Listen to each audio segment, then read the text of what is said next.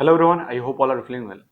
इस वीडियो में हम लोग बात करने वाले हैं कि आखिर जो है शेयर की जो कीमत है वो क्यों बदलती है।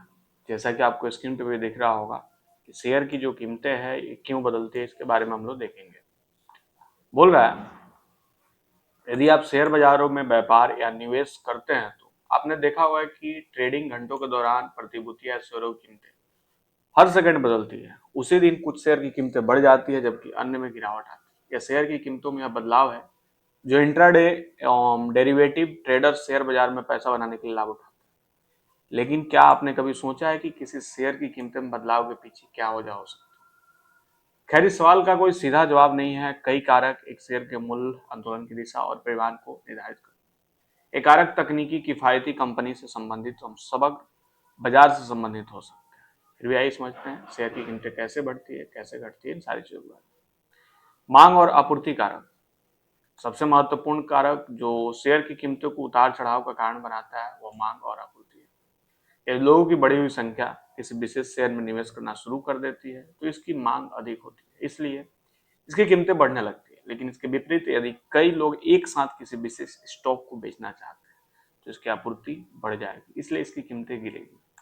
अब ऐसे कारण हो सकते हैं कि जो इस मांग और आपूर्ति श्रृंखला को प्रभावित कर सकते हैं। मान लीजिए किसी कंपनी ने लाभांश की घोषणा की या शेयरों की बोनस जारी करने की घोषणा की, फिर उस विशेष स्टॉक को खरीदने के लिए बाजार में भीड़ होगी।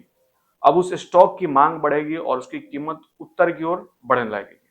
मांग और आपूर्ति को प्रभावित करने वाले कारक जो हैं, अब जब हमने आपको शेयर की कीमतों में बदलाव के पीछे का कारण बताया तो आप सोच रहे होंगे कि स्टॉक की मांग और आपूर्ति समीकरण को कौन से कारक प्रभावित कर सकते हैं। यहाँ प्रमुख कारण जो शेयर की मांग और आपूर्ति श्रृंखला को प्रभावित करता है और बाद में उनके बाजार मूल्यों को प्रभावित करते हैं। सबसे पहले जो है कंपनी से संबंधित कारक।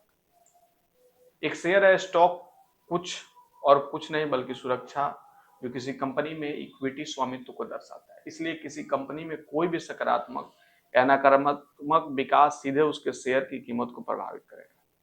या किसी कंपनी के बारे में अच्छी या बुरी हो सकती है। किसी कंपनी की वित्तीय स्थिति के बारे में कोई सार्वजनिक घोषणा, एक नए उत्पाद या ब्रांड का लॉन्च या टाई अप या विलय, कंपनी के सीईओ या उपाध्यक्ष जैसे वरिष्ठ कर्मियों का इस्तीफा, ये घटनाक्रम सीधे व्यापारियों की भावनाओं को प्रभावित कर सकते हैं और इसलिए तत्काल भीड़ या मोचन का कारण बनते हैं। उदाहरण के लिए यदि किसी कंपनी के बारे में नकारात्मक खबरें हैं, व्यापारी नुकसान के डर से अपने शेयर बेचना शुरू कर देते हैं।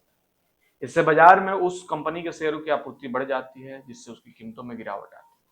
उद्योग से संबंधित कारक, जिस उद्योग से किसी कंपनी को संबंधित है उसके बारे में सकारात्मक या नकारात्मक खबर भी इसके शेयर की कीमत को प्रभावित कर सकती है। उदाहरण के लिए मान लीजिए सरकार ने दूरसंचार लाइसेंसों के वितरण के अनुपालन में आसानी से घोषणा की और दूरसंचार उद्योग में काम करने वाले कंपनियों को उनके शेयर की कीमतों में वृद्धि देखने को मिली। इसी तरह जब महामारी फैली और जीवन बीमा और स्वास्थ्य बीमा दावों में वृद्धि के कारण बीमा उद्योग को नुकसान हुआ तो हर बीमा कंपनी के शेयर की कीमतों में गिरावट शुरू हुई।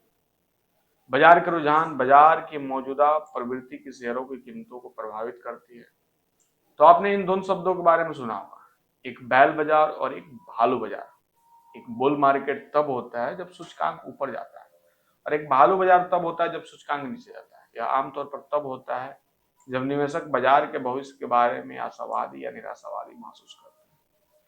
बुल मार्केट के दौरान अधिकांश शेयरों की कीमतें उत्तर की ओर जाती है और भालू बाजार के दौरान अधिकांश शेयरों की कीमतें दक्षिण की ओर जाती है। यह कंपनी या उद्योग के प्रदर्शन की परवाह किए बिना हो सकता है। अन्य कारक जो है, ऊपर उल्लेखित कारकों के अलावा कई अन्य कारक भी बाजार को प्रभावित कर सकते हैं। इनमें भू राजनीतिक कारक, माइक्रो इकोनॉमिक कारक, निवेशक भावनाएं, जीडीपी, मुद्रास्फीति दर में परिवर्तन आदि शामिल हो सकते हैं। उदाहरण के लिए जब केंद्र या राज्य सरकार में अप्रत्याशित परिवर्तन होता है तो बाजारों में आमतौर पर गिरावट देखी जाती है। इसी तरह यदि किसी कंपनी की कुल जीडीपी बढ़ती है तो शेयर बाजार में भी उछाल देखा जाता है। यह जानते हुए कि स्टॉक की कीमतें क्यों बदलती है, आप तदनुसार अपने व्यापारिक निर्णय ले सकते हैं। एक कारक अल्पकालिक निवेशकों या इंट्राडे व्यापारियों के लिए सहायक हो सकते हैं क्योंकि वे लाभ कमाने के लिए दैनिक बाजार की अस्थिरता पर निर्भर करते हैं।